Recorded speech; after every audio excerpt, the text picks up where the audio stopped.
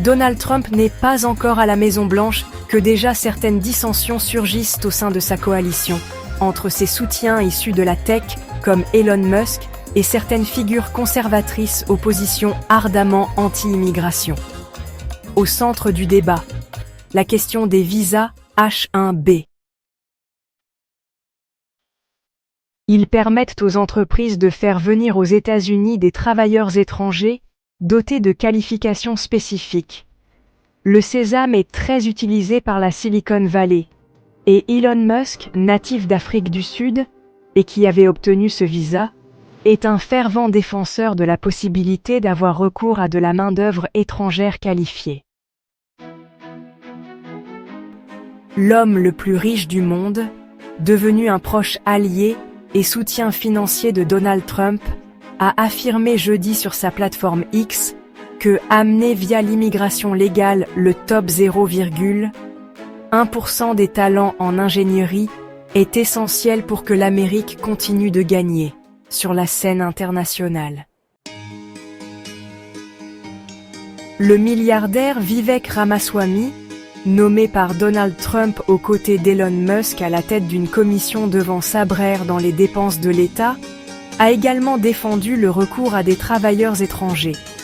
Notre culture américaine a vénéré la médiocrité plutôt que l'excellence depuis bien trop longtemps, a asséné sur X l'homme d'affaires.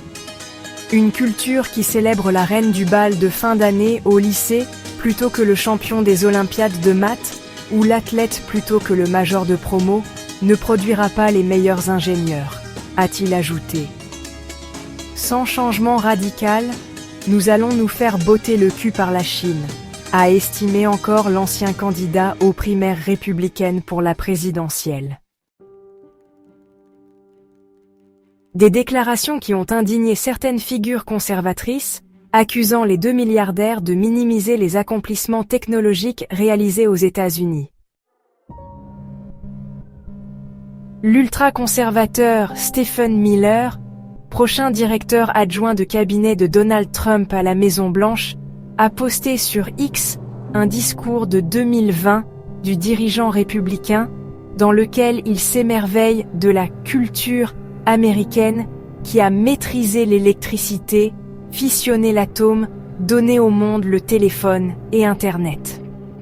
Une manière pour cet influent conseiller de rappeler que Donald Trump a été de nouveau élu avec un programme avant tout anti-immigration et que la main-d'œuvre étrangère qualifiée n'est selon lui pas nécessaire pour que les États-Unis accomplissent de grandes choses. Elon Musk a semblé lui répondre vendredi soir dans un post sur X, écrivant que son entreprise de véhicules électriques Tesla a été baptisée en hommage à l'inventeur éponyme d'origine serbe, arrivé aux États-Unis à la fin du XIXe siècle. C'était un immigré sans le sou dont les inventions ont mené à la domination américaine dans la production et l'utilisation d'électricité, a lancé le milliardaire. Lors de sa première campagne pour la Maison-Blanche en 2016, Donald Trump avait exprimé son opposition au visa H-1B, qu'il avouait utiliser lui-même au sein de ses entreprises, mais qu'il qualifiait de « très injuste pour nos travailleurs américains ». Et il avait mis en place certaines restrictions sur ces visas à son arrivée au pouvoir, avant qu'elles ne soient levées par l'administration Biden. Le futur président américain est resté silencieux pour le moment sur ce débat qui agite les sphères conservatrices. Mais une prise de position pour un camp ou l'autre fournirait des indices sur sa manière de gouverner lors de son second mandat.